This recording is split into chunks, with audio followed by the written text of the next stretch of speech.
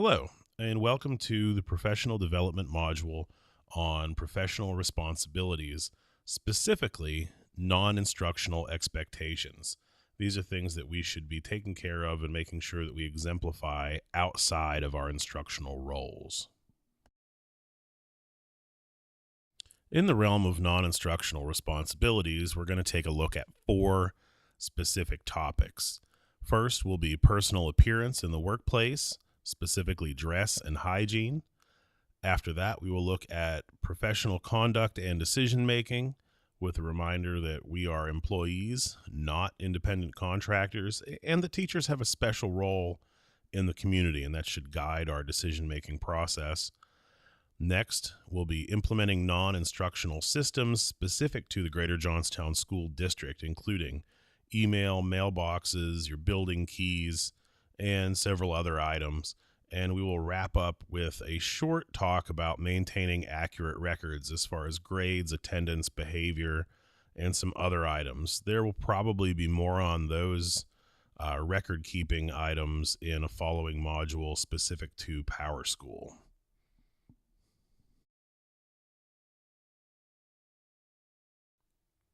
Let's start our look at professional appearance in the workplace by looking at clothing. Dressing professionally has three main benefits for educators in the classroom.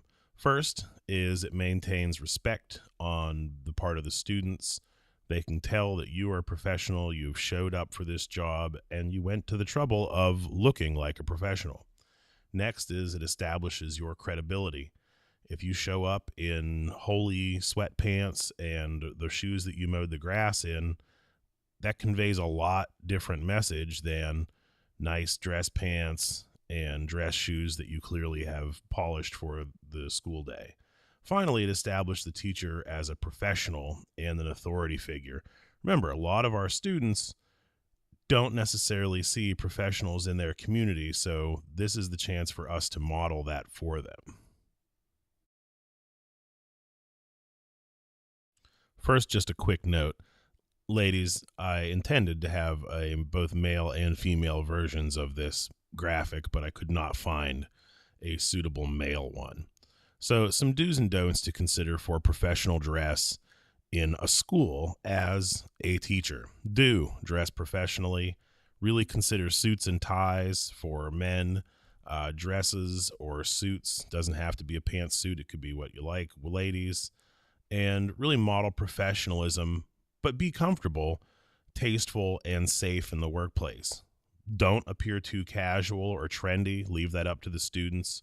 Don't wear unsafe clothing. Remember, you may have to respond to any different type of conflict or emergency setting in the school. And do dress as if you were going out into the community and representing our school in a professional fashion, because you may during the course of your day.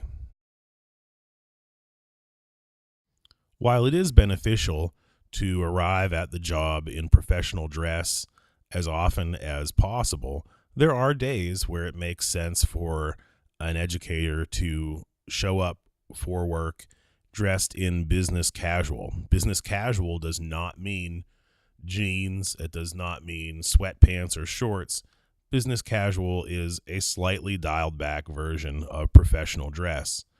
I would like to note in our little graphic here, you see the gentleman has removed his jacket and might have casual slacks as opposed to dress pants.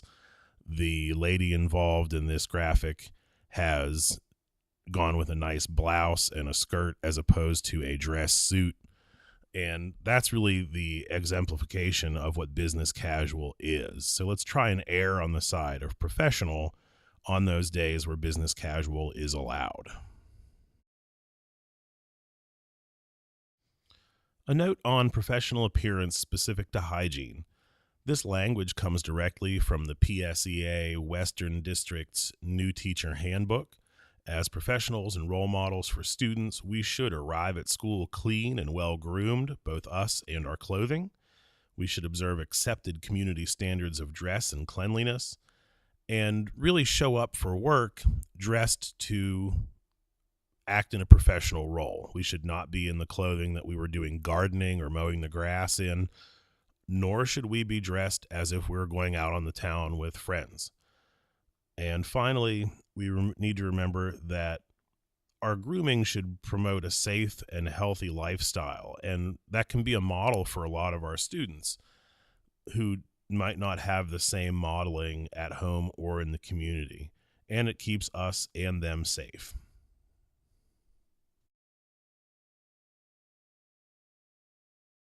As we change themes here to professional decision making and conduct, we'll look at three kind of wider tips, and then we'll get quite specific, digging into some of the Pennsylvania School Code.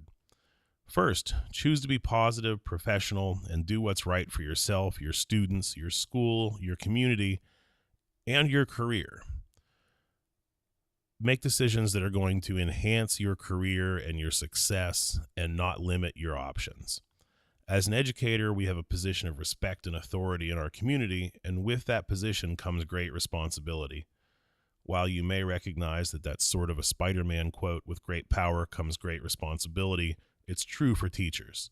Whether we're in school, at the grocery store, at an amusement park, students, former students, and their families pay close attention to what we do, so let's model excellence.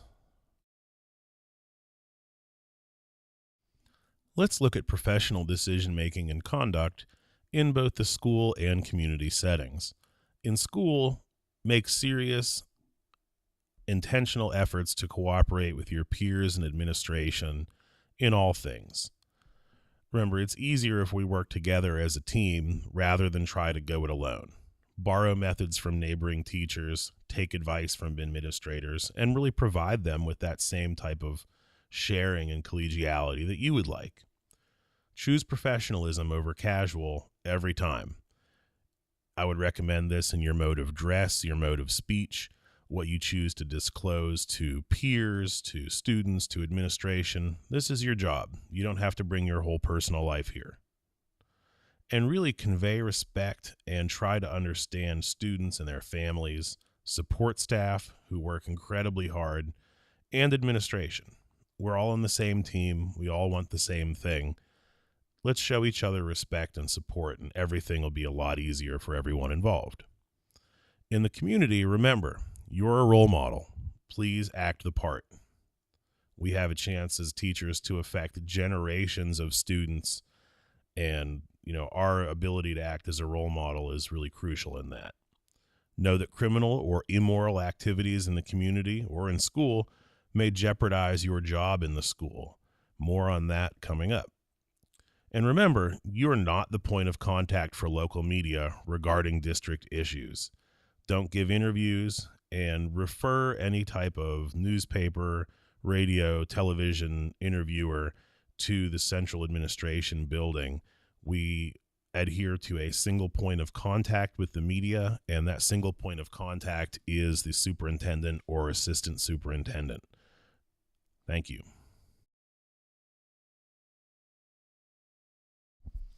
In no way do I wish to scare you or anyone else viewing this module. However, let's go over some of the reasons that you could be fired from a job as a teacher.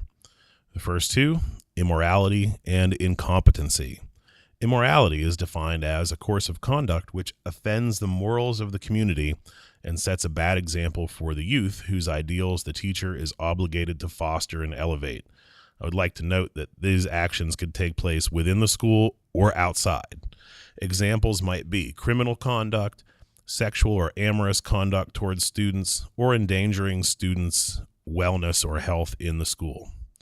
Incompetency, which is described as an incapacity to teach arising out of either a lack of substantive knowledge of subjects taught, lack of ability, a lack of desire to teach according to the proper methodology, which is designed and set by the school district, or a want of physical ability, just you're unable to perform the duties as a teacher.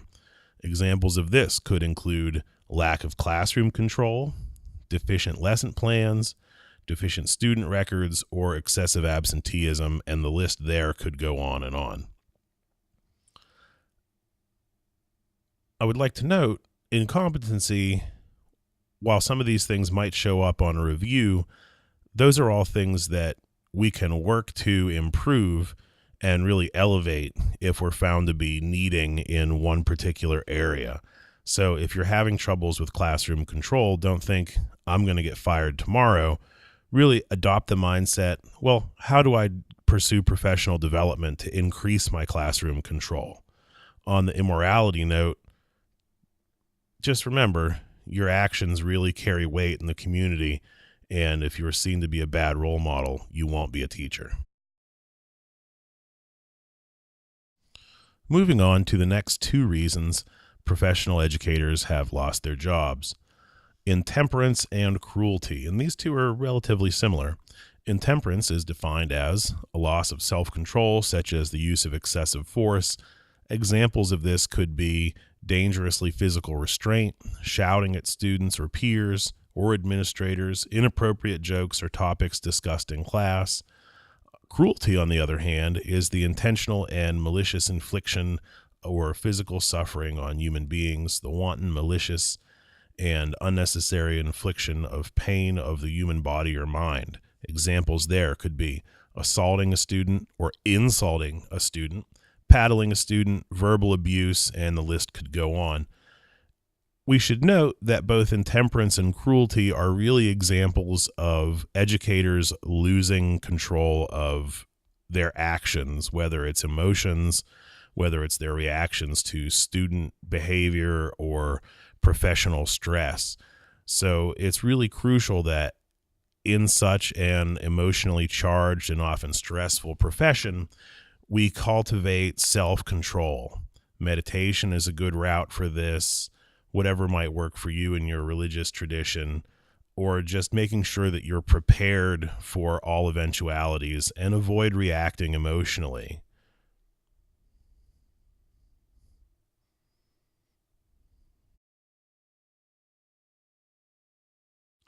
On this slide, we see two more reasons professionals have lost their jobs as teachers. Let's avoid them both. First, persistent negligence. This is an employee's failure to do what he or she should be doing as an employee. A continuing or constant failure to comply with direction or a violation of the school code. Here, examples could be failure to show up for school, failure to keep records, excessive absenteeism, or excessive lates. On the other hand, we see persistent and willful violation of school laws. This is defined as continuing at the employee's choice violations of school district rules and regulations. Here, examples could be failure to keep lesson plans, verbal outbursts at supervisors, lack of proper teaching certificate, repeatedly late to school, or failure to show up at school. The commonality between these two is really that an issue has been identified, whether it is failure to show up for school on time, a deficiency in your planning or control, and then you have not pursued a means to rectify that problem. What we really need to do as a district and as a learning community is, if we find a weak spot in our professionalism, in our methods, that we pursue professional development and try and grow in those areas. Persistent negligence and persistent and willful violation of school laws really point to going the other way. There's been a problem noticed, and that employee has decided, I will not rectify the problem. So, word to the wise, pursue professional development. If you've been told about something or find a note in your evaluation, try to fix it. In the final slide on reasons professional educators have been dismissed from their positions, we see several very obvious reasons, and one that might be a little bit less obvious to us, but once we think about it, we can really see the constitutional underpinnings. First, Section 527B of the Pennsylvania School Code requires school districts to discharge any employee convicted of any of the following crimes. Short list of examples would be homicide, assault, kidnapping, rape, corruption of minors. Those are all very obvious. A comprehensive list exists in Section 527B of the School Code. Just understand that conviction of serious criminal activity could result in you losing your job as a teacher. Sexual harassment of peers or students would also be grounds for dismissal from a position. In the less obvious realm, Section 1112 of the school code prohibits the wearing of religious garb or insignia by teachers in the performance of their duties. And again, there's a full description of this policy in Section 1112 of the PA School Code if you have any questions. The constitutional underpinnings for this, or the rationale, is that we do not in the United States establish any state-sanctioned or town-sanctioned or school district-sanctioned religion, and that teachers or other district employees displaying religious insignia during the course of their instructional day could convey to students or families that that's the official religion and that theirs has less value.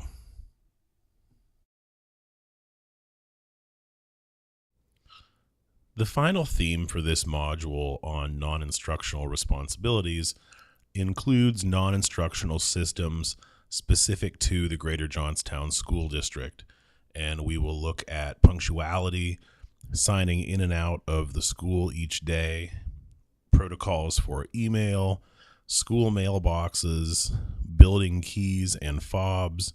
We will also look at appropriate communication with parents, peers, and administration via phone, email, and interoffice mail. So I hope this will provide you the necessary information to use those systems appropriately.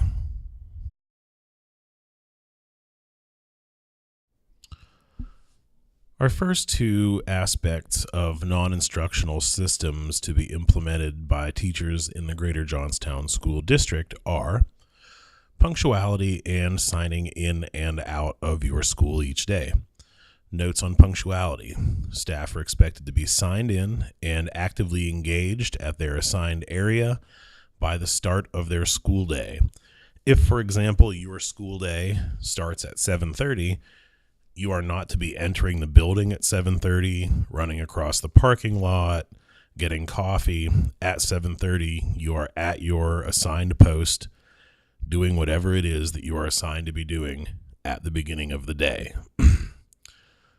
At the other end of the day, staff are to remain on task and pursuing professional duties up until the official end of their school day. Talking to your neighboring teacher about a movie that you have seen over the weekend does not constitute pursuing professional duties.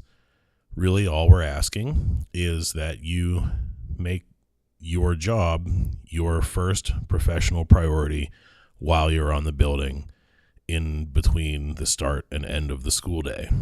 Please check your specific school for start and end times, as they do vary from building to building. Signing in and out. These specific procedures will vary by building, but staff are expected to sign in and out when arriving and when departing each day.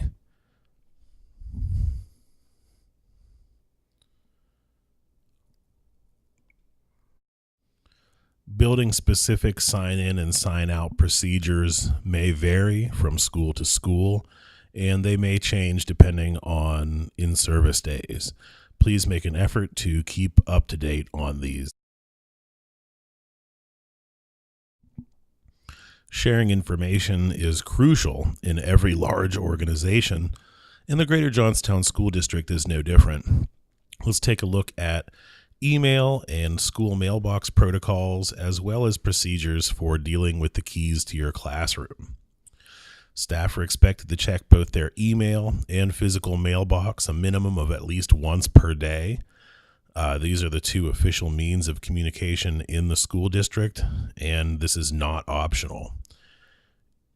Various types of communication will flow through these two media, and we need to make sure that we receive all of the information, as we may need to pass it on to children or parents as the need arises. So again, please be sure to check your email and school mailbox at least once a day. Keys to your classroom. Your classroom keys are to be kept in your mailbox when you leave the building. Other than that, they should be with you. Please put the keys in the mailbox upon leaving school. Why would you do this? This ensures that the keys will be present in case you need to call off of work and a substitute needs to fulfill your duties. They need to be able to get into your room. Also, a custodial member may need to enter that room with a key specific to your room. A lot of the buildings are old in the district. There are several types of keys in many of the buildings. So do please try to follow this.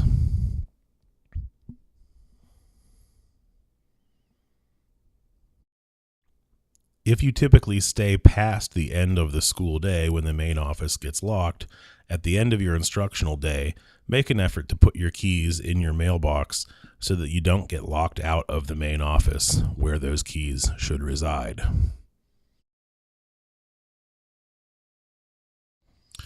In the main office of each school district building, you will find Interoffice Mail envelopes.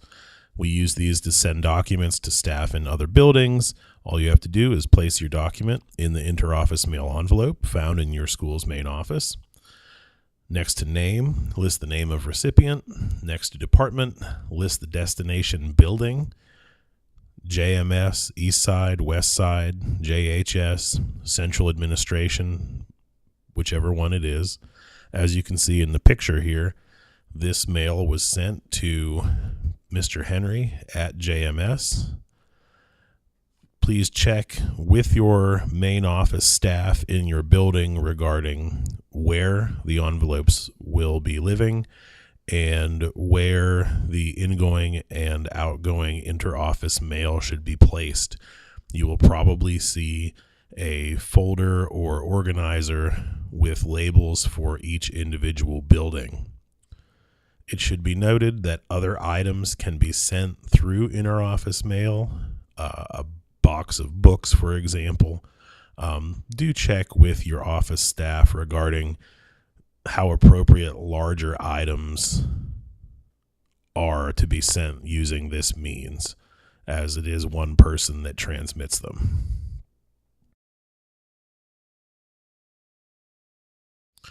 Our next focus is going to be phone use, both personal phone use, and we'll start with official school phone use. First, staff are expected to remain professional in all phone conversations while at work. This would include with our colleagues, with parents, with administration, and really this is a chance for us to model appropriate phone etiquette for students and for new staff members. You are to be reminded to set up and check your voicemail regularly. If you need assistance with this, I would recommend that you try to check in with experienced staff near your room, or perhaps with the professionals from Inshore Technologies if you're having a problem with the voice over IP phone system. Also, on your voicemail, when you set it up, do please list your name, room number, and building assignment. You may also wish to include the subject that you teach in case a parent is calling to discuss a specific issue with you.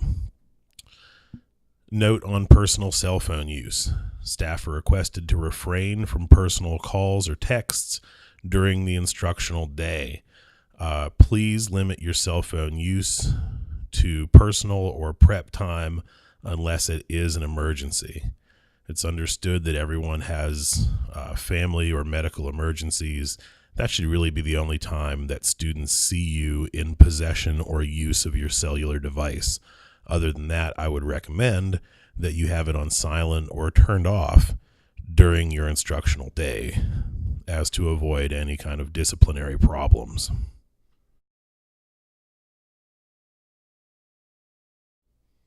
Continuing our theme of appropriate communication, let's look briefly at returning parent phone calls or emails. Staff are expected to respond quickly and appropriately to parent calls, emails, and letters. And really, we should maintain a positive and professional attitude in all of these communications, regardless of the media. Some may tend to get a little more informal in an email, as it's not as direct, but really do try to make all efforts to maintain professionalism and appropriate content in an email or a letter or a call home. If you need to contact a parent, student contact information can be found in PowerSchool. Several parents have email available. Often both work and home phone numbers are available. It's recommended to use personal or home numbers and not a work number, so that we do not get our families of our students in trouble for answering repeated phone calls at work. As we can see here, we see an example of staff photo identification on the left. This has obviously been de-identified because nobody here is named Mr. Teacher or smiles quite so big in their staff ID. However, all staff are expected to display their Greater Johnstown School District photo ID at all times during the instructional day. You could use a lanyard, you could use a clip, however you display it is up to you, but do make sure that you have it on from the beginning of your instructional day to the end of your instructional day.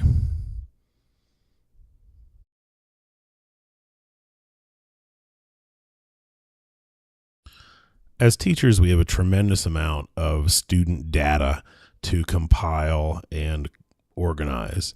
So maintaining accurate records is essential if we're to make any use of this data. Let's look at student work and IEP considerations.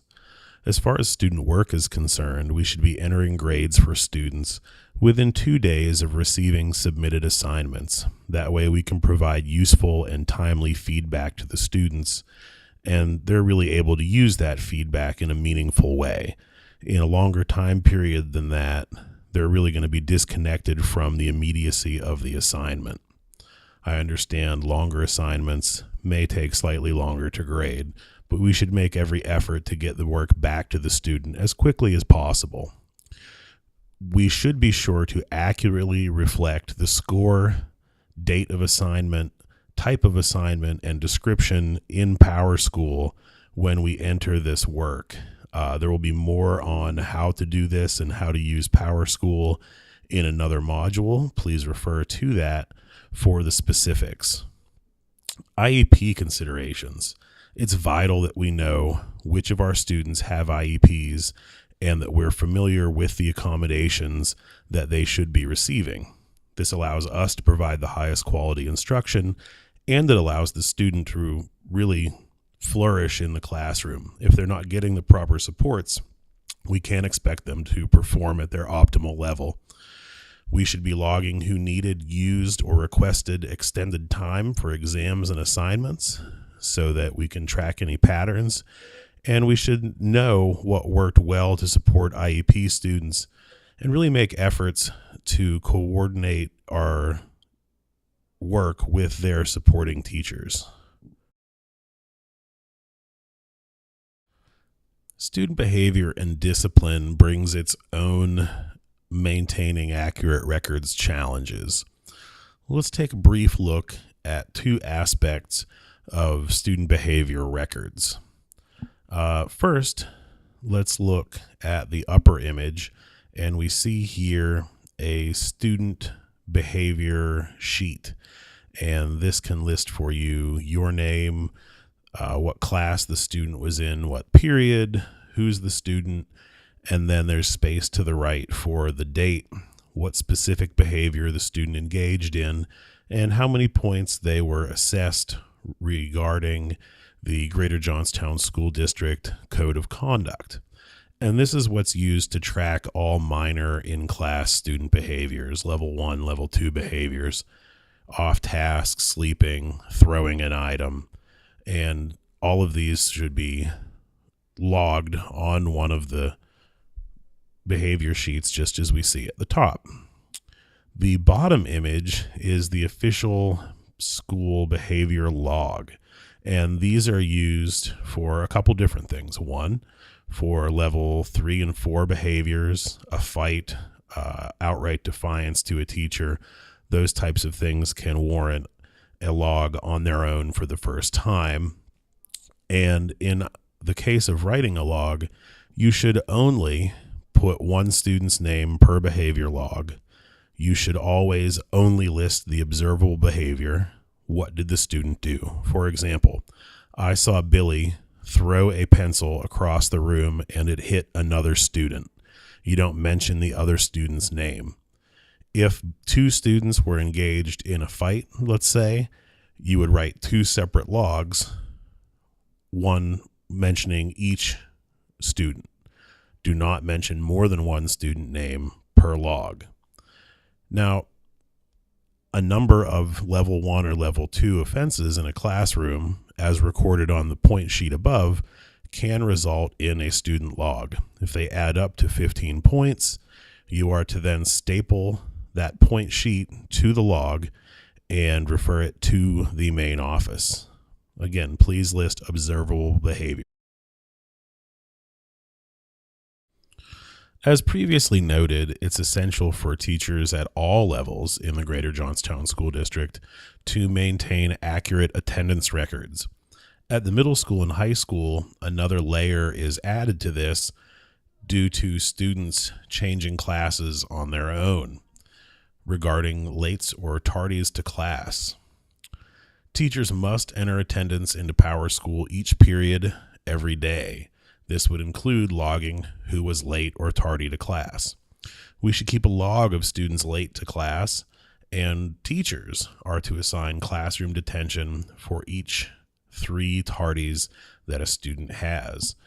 The image on the left shows what I use as a classroom detention sheet, and this is always an option to us, not only for 3 lates, but we can assign classroom detention as teachers, and typically that could run until 3 o'clock or a reasonable time after the end of the school day. The way this works is you assign the classroom detention to the student. If they take it, great, all is done. If the student cuts your detention, record the incident on a behavior log and submit that to the administrator in charge of discipline at your building. It will then become an office detention. Our last 2 topics in maintaining accurate records include student restroom use and parental contacts.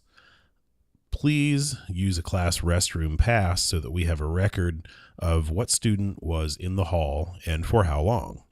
This provides a number of safety features, including tracking graffiti or vandalism to the school, knowing who was in or out during any other type of incident, and general safety and accountability so that we know where our students are and when they are there. Please train students to completely list all information when using the restroom, including their name, the date, the time they left, and the time they returned. I would set limits on restroom use according to the culture in your building. No student should have to leave the same class every day unless there's a medical necessity for that. So please do not allow students to use the restroom as a means of essentially cutting class.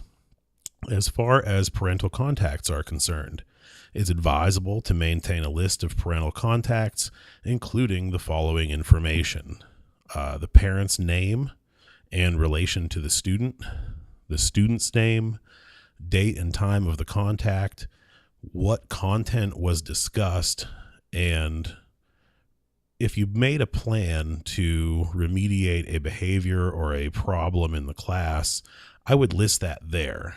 That way you can know what interventions you have used and not try and repeat unnecessary or ineffective interventions. And you can also prove that you have contacted the parent and applied specific interventions to solve the problems that you may have been having. Also, make these calls home positive whenever possible. And you know what? It's always possible. Even a call that is conveying a failing grade can be spun or used as a positive call in maybe this way. Hey, I'm calling to inform you that Sally now has an F in the class, but we could probably bring it up with some more work. This module has contained a tremendous amount of information on non-instructional systems and non-instructional responsibilities of teachers here in the Greater Johnstown School District. I hope that it's proven useful and informative to you. You are free to review this module at any time, and I hope that you have a wonderful and an educational day.